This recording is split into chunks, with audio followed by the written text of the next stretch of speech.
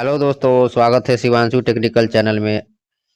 तो आज मैं आपको बताने वाला हूं कि मोस्फेट क्या है और मोस्फेट कैसे काम करता है।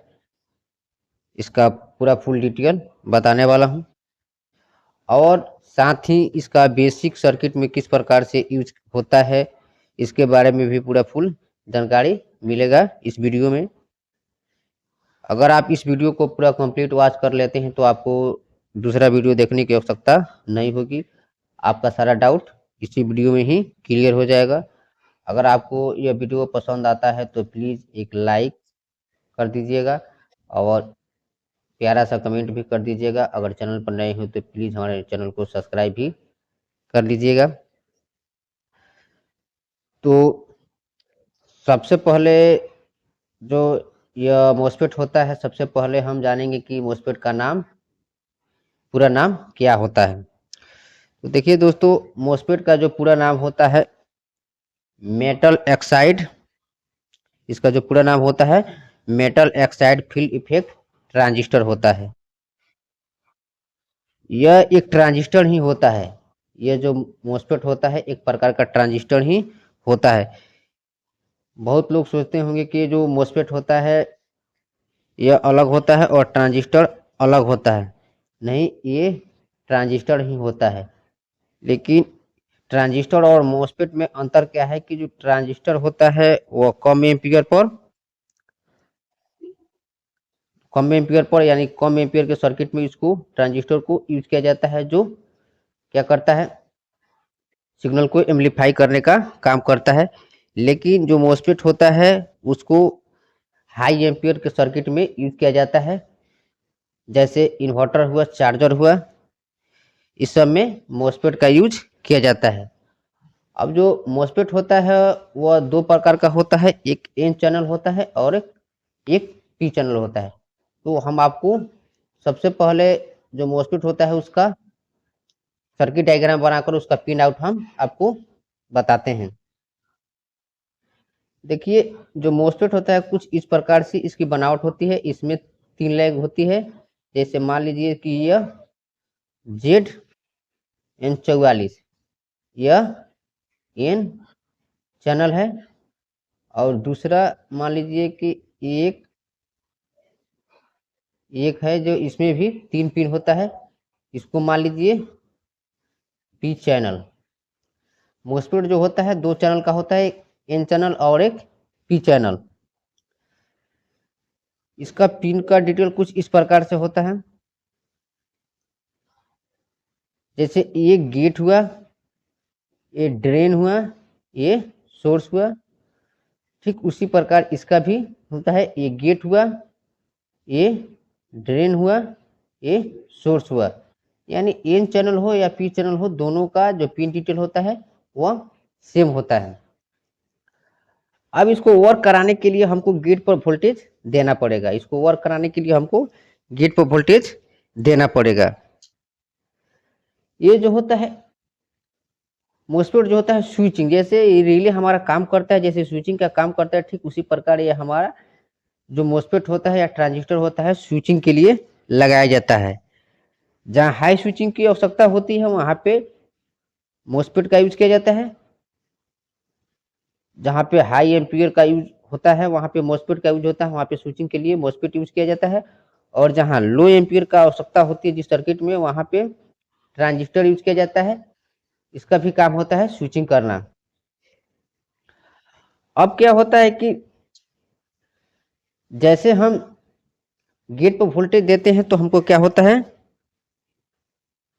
ड्रेन पर हमको कुछ ना कुछ इनपुट देना पड़ता है, तब हमको जाकर सोर्स पर आउटपुट मिलता है। ठीक उसी प्रकार पी चैनल में होता है। पी चैनल में हम गेट पर जब वोल्टेज देते हैं, गेट पर हम जब वोल्टेज देते हैं तब जाके हमारा ये मोस्फेट ऑन होता है और मोस्फेट ऑन होने के बाद हमको ड्रेन पर इनपुट देना पड़ता है। तो यहाँ पे क्या होता है कि यहाँ पे इसका उल्टा हो जाता है। जैसे यहाँ पे हम जब यहाँ पे जैसे हम ड्रेन पर इनपुट दिए तो हमको सोर्स पर आउटपुट मिला, लेकिन यहाँ पे जब हम सोर्स पर इनपुट देते हैं तो हमको ड्रेन से आउटपुट मिलता है।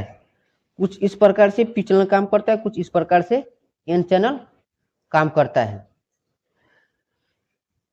पी चैनल जो होता है डीसी टू डीसी वर्क करता है, लेकिन एन चैनल जो होता है एसी पे भी वर्क करता है। अब मान के चलिए कि इसको और आसान समझने के लिए मान के चलिए कि ये हमारा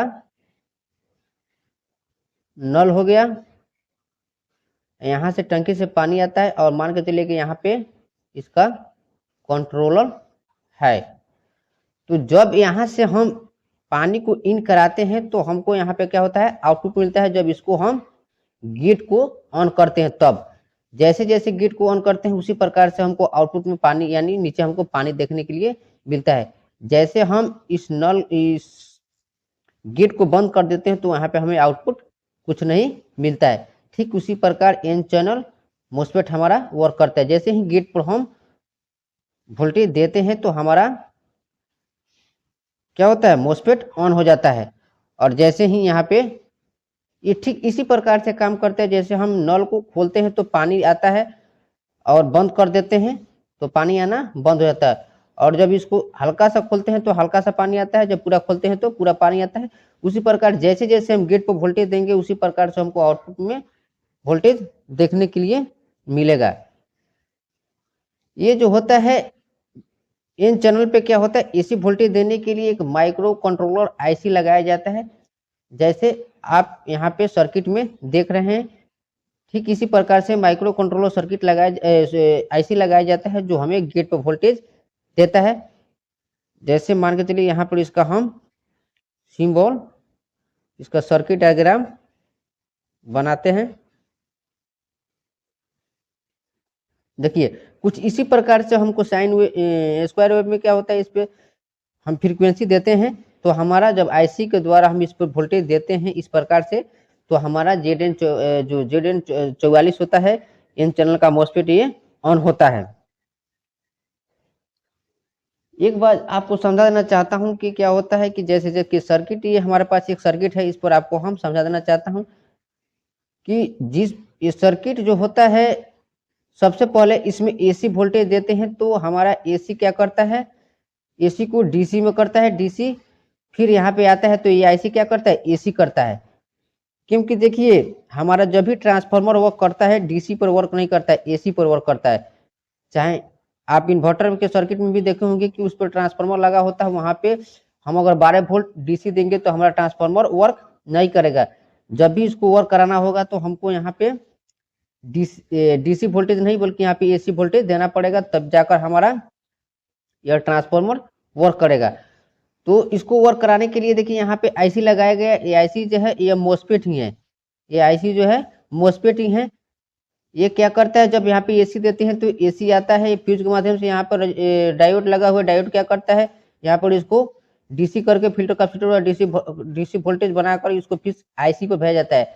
और आईसी क्या करता है, इसको फिर से इसको एसी में बदलकर, और क्योंकि जो ट्रांजिस्टर होता है एसी में ही वर्क करता है, और ये जब यहाँ पे एसी आता है तो एसी ये ट्रांसफार्मर के पास जाता है तब हमारा ट्रांसफार्मर वर्क करता है, न कि ये डीसी पर वर्क करता है।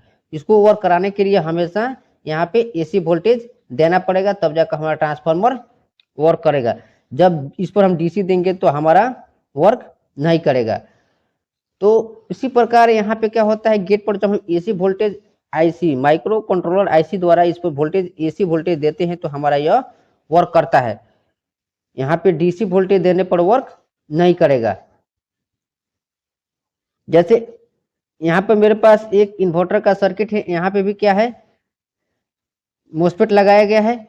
इस मोस्फेट को वोल्टेज देने के लिए, एसी वोल्टेज देने के लिए यहाँ पे क्या लगाया गया है, एक माइक्रो कंट्रोलर। इसमें सारा प्रोग्राम किया हुआ होता है जिसके माध्यम से यहाँ पे वोल्टेज आता है और हमारा ये एन चैनल का मोस्फेट वर्क करता है। तो कुछ इसी प्रकार से जो होता है हमारा मोस्फेट वर्क करता है, और इसका पिन डिटेल कुछ इस प्रकार से होता है। तो आई होप कि वीडियो आपको अच्छा लगा होगा। अच्छा लगा होगा तो यूट्यूब चैनल को सब्सक्राइब करना मत भूलिएगा, और लाइक शेयर कमेंट भी कर दीजिएगा। मिलते हैं फिर से नेक्स्ट वीडियो में।